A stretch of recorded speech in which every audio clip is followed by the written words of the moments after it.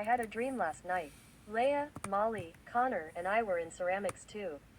Mrs. Cowan was our ceramics teacher. We were back to wheel throwing.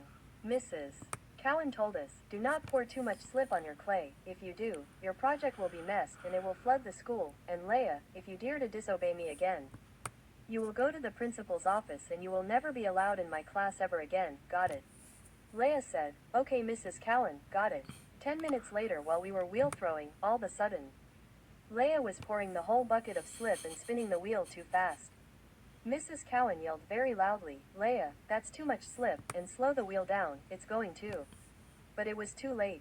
The wheel blew up and it splattered water all over the school and it was now flooding the school. The water was going up to the 3rd floor. The water flew us out of the school. When we evacuated out of the school, Mrs. Cowan yelled at her super duper extremely loudly, Leia, look what you did, this is the last straw, you flooded and destroyed the school.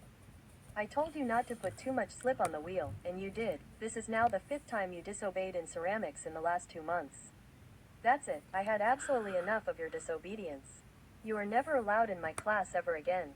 Then Mrs. Novak came over here and asked Mrs. Cowan, did Leia flood the school? Mrs. Cowan said, yes she did. I told her not to add too much slip to her project, and she did.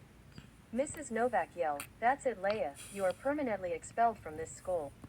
And AJ, you will be paying a $1 decillion fine on what Leia did. When we got home, I yelled at her super duper extremely loudly and grounded her for all eternity. And she went, you you you you